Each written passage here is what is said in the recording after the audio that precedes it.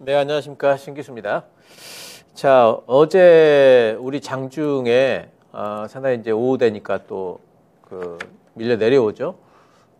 지금 장은 딱 이런 시기예요. 뭔가 가는 듯 싶지만 밀릴 수 있고 또 밀리는 듯 싶지만 또 갑자기 또 반등도 나오고 지금 장은 딱 이런 시기니까 제가 그래서 계속해가지고 여유를 가지고 조급해하지 말자. 그러니까 어제 같은 장에서 상당히 좀 조급해지시는 분들이 많아요.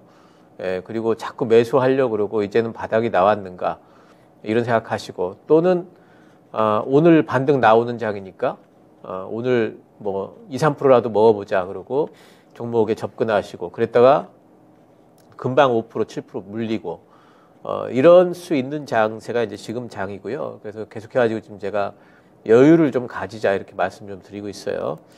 자, 미국 시장 어제 하락했습니다. 이제 엊그저께 굉장히 많이 올랐기 때문에 조정이 들어올 걸로는 생각은 해야 되겠죠. 근데 이제 생각보다 더 크게 이제 하락을 했어요.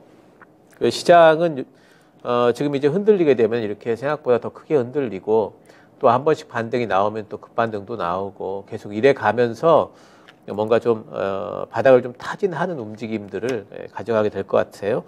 자, 어제 이제 보면은 여러 가지 것들이 어제도 이벤트들이 있었는데 일단 신규 실업수당 청구 건수 일주일에 한 번씩 발표되는 거 19만 3천 건이 나왔는데 전주 대비해 가지고 줄었어요. 16,000건이.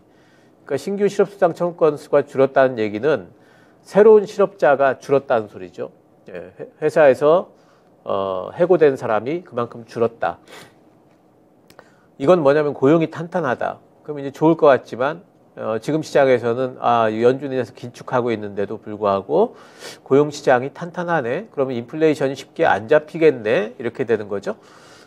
그래서 이런 부분들이 시장에 그렇게 썩 좋은 걸로 맥히는 건 아니고요. 지금 또 어제 BOA에서 뱅크 오브 아메리카에서 애플에 대한 투자 의견을 매수해서 중립으로 하향을 했습니다. 애플이 이번에 증산하기로 했던 물량을 중국에서 수요가 둔화될 것 같다. 증산을 안 하기로 결정을 했죠. 그러면서 실적에 대한 둔화 우려가 있고 애플이 그러면서 이제 마이너스 6% 이상 빠졌어요. 장중에는. 그랬다가 이제 4.9% 정도 하락 마감을 했는데 잠깐 좀 애플 차트 한번 좀 보시고 가시죠. 애플이 이제 미국 시장에서도 대장주고 글로벌 대장주기 때문에 상당히 좀 중요한데 애플도 지금 보시면은 계속해가지고 추세 하락을 이렇게 보이고 있죠. 그래서 이런 부분이 있기 때문에 지금 장이 쉽게 바닥이다 아니다 이런 것들을 지금 예상하기는 힘들어요. 전체적으로 보게 되면은 많이 올라왔다가 코로나 때 많이 올라왔다가 지금 잘못하면 이제는 박스권 하단까지도 지금 바라볼 수가 있기 때문에 지금 너무 미리 예상을 지금 할 필요가 없습니다. 지켜봐야 됩니다. 자, 달러는 어제 추가 하락을 했습니다. 이제 이런 부분들은 시장에는 이제 괜찮은 건이죠. 달러 추가 하락을 했고 달러 추가 하락한 건 이제 파운드화가 좀 올라갔기 때문입니다. 파운드화가 보시면은 어제 반등이 좀 세게 나왔어요. 어제 같은 경우에 이제 2.5% 이상 지금 반등이 좀 나와 있기 때문에 파운드화가 반등이 나오면서 달러가 다시 추가 하락을 했습니다. 근데 달러가 지금 여기서 고점을 찍었느냐 아니냐 이런 부분에 대해서 월가 쪽에서는 아직 최악이 아니다 이렇게 보고 있어요. 왜냐하면은 파운드화가 반등은 나왔지만은 지금 영국 정부가 어제 같은 경우에는 이제 영국의 이제 총리가 자기가 이번에 추진한 감세 정책이 잘된 거리라 생각한다. 자기는 잘못됐다고 생각 안 한다. 지금 전 세계 글로벌하게 영국 내에서도 그렇고 거기에 대한 비판 여론이 굉장히 많은데도 물러설 기세가 없죠. 그래서 지금 월가 쪽에서는 영국의 이번에 이제 감세 정책이 잘못하면은 이제 영국의 정부의 어떤 이제 부채 문제로 이어질 수가 있다라는 이제 여러 가지 이제 비판적인 시각들이 많고 IMF가 원래 이제 다른 나라 정책에 대해서 이게 선제적으로 막 이래라 저래라 얘기를 잘 안 하거든요. 근데 IMF 쪽에서 영국 정부에 이것을 철회하기를 바란다는 그런 멘트도 하고 이런데도 불구하고 영국 정부는 그럴 의지가 없죠. 그럴 생각이 없어요. 그래서 이거는 아직 최악이 아닐 수가 있다. 파운드화는 더 빠질 수가 있다. 뭐 이제 이런 시각들이 많이 있기 때문에 달러도 그렇다면은 이가 고점이 아닐 수가 있다. 이렇게 봐야 되겠고, 어제 같은 경우에 이제 국채금리는 조금 이제 오르긴 올랐어요. 오르긴 올랐는데, 근데 이제 뭐 음봉 마감은 했습니다. 그래서 국채금리도 위가 조금 매도가 좀 나오는 이제 금리 쪽에, 그러니까 그 국채 매수가 좀 들어오는 이런 이제 움직임들이 조금 좀 이따 봐야 되는데, 지금으로서는 이제 판단할 수가 없습니다. 여기가 그 고점인지 아닌지 판단할 수는 없고요. 좀 더 이제 지켜봐야 되겠죠. 2분기 GDP 확정치도 어제 발표가 됐습니다. 미국 쪽에 마이너스 0.6%입니다. 그러니까 1분기 때도 역성장을 했고 지금 2분기 때도 역성장을 했어요. 2분기 연속적으로 GDP가 역성장하면은 이것을 이제 뭐 기술적으로는 이제 경기 침체다 이렇게 이야기를 합니다. 지난번에 코로나 시작하고 나서도 이런 경우가 있었고요. 그러니까 기술적으로 경기 침체가 들어왔기 때문에 공식적으로는 지금 이제 경기 침체인 겁니다. 근데 실제 체감이 되려면은 시간이 좀 걸리겠죠. GDP가 역성장을 했지만 이게 실제로 이제 어떤 그 서민들의 생활 그리고 이제 주식시장에까지 체감이 되려면은 시간 좀 걸릴 거예요. 근데 어쨌든 간에 우리는 이제 어떤 생각을 해야 되냐면은 이제는 금리를 우선시하던 주식시장에서 금리를 최우선으로 보던 역금리 장세에서 이제는 경기나 실적을 최우선으로 보는 역실적 장세로 진입을 하는구나. 이렇게 이제 봐야 되겠고, 역실적 장세는 특징이 변동성이 상당히 심합니다. 그러니까 역금리 장세는 거의 하방이에요. 거의 하방이기 때문에 그래도 나름대로 방향성이 있잖아요. 하방이니까 안 해야 되겠다 이러면 되는데, 역실적 장세는 왔다 갔다 변동성이 상당히 큰 게 특징이에요. 그래서 거기서 잘 하시는 분들은 기회를 잡을 수도 있고, 잘못하면은 계속해가지고 거꾸로 매매를 하셔가지고 손실 키우시는 분들도 계시고, 이제 그런 장세로 이제 진입하는 초반이다 이렇게 좀 봐야 되겠고요. 어쨌든 어제 이제 그 장중 움직임을 좀 볼게요. S&P 500의 장중 움직임을 보시면은 상당히 좀 변동성이 심합니다. 왔다 갔다 엄청나게 변동성이 좀 심하고, 또 어제 나왔던 여러 가지 얘기들이 보면은 도대체 지금 매수를 해야 될지 말아야 될지 투자자들이 여기에 대해서 뭐 판단할 수 있는 여러 가지 신호들이 막 헷갈려요.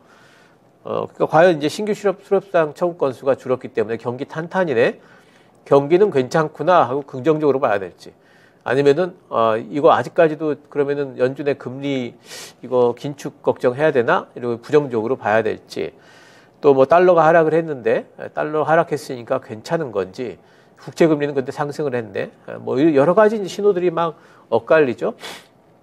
그래서 지금 상황에서 시장에 여러 가지 이제 컨센들, 특히 이제 대형 투자자들의 컨사인이 형성이 지금 안 돼 있어요. 그러니까 매수를 해야 될지 매도를 해야 될지에 대해서 그래서 어떤 순간에 보면은 갑자기 그게 매수 쪽으로 뭔가가 그 시장에 분위기가 싹 쏠리게 되면은 이제 매수가 들어오면서 반등이 나오는 거고요.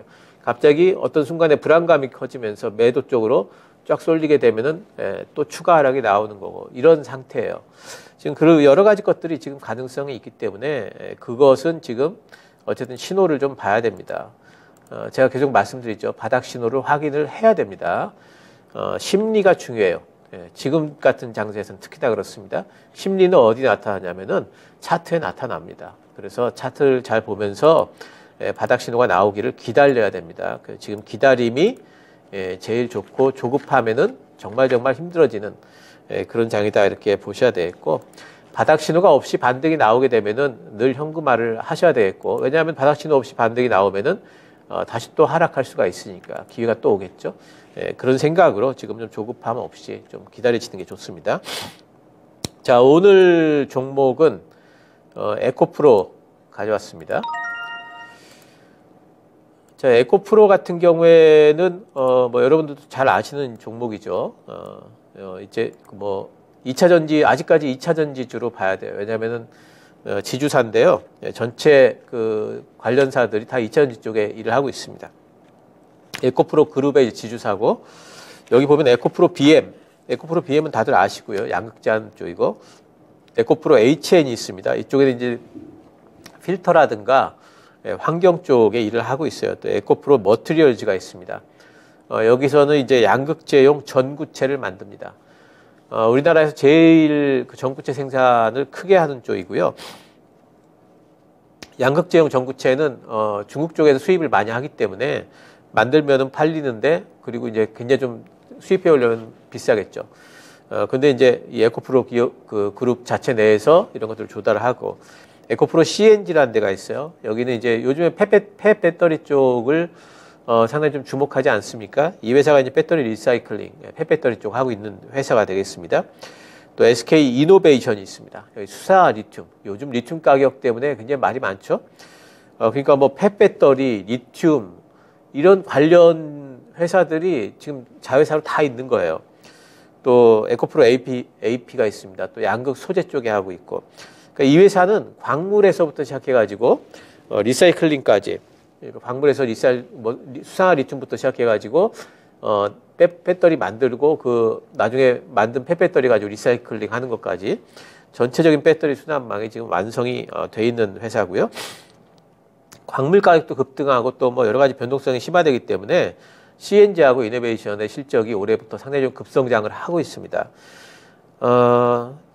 에코프로 BM하고 에코프로 HN 지분 가치가 2조 9천억, 또 뭐 1,500억 정도가 되는데, 이게 9월 초 기준이긴 하지만 지금하고 비슷해요. 근데 이 회사 지금 현재 시총이 2조 9천억 정도입니다. 이것보다 낮아요. 2조 8천억 얼마인데요. 그렇기 때문에 지금 다른 회사들까지 합하면은 이 회사 지금 시총이 자회사들 가치를 지금 못 쫓아갑니다. 그래서 시총이 지금 상황에서 상당히 좀 낮다 이렇게 봐야 되겠고, 올해 그 PER 예상 PER 7배고요. 그 내후년의 예상 PER 4.5배입니다. 이렇게 계속해서 성장을 해나갈 회사고, 지주사 할인을 감안을 하더라도 지금은 이제 2차 전지 성장성을 본다면은 상당히 저평가되어 있다. 많이 올라온 것 같지만 내년부터는 이제 또 뭐가 있냐면은 이 비상장 자회사들 시장이 좀 좋아지면은 뭐 이제 순차적으로 좀 상장하게 될 겁니다. 그래서 그런 기대감도 분명히 있겠죠.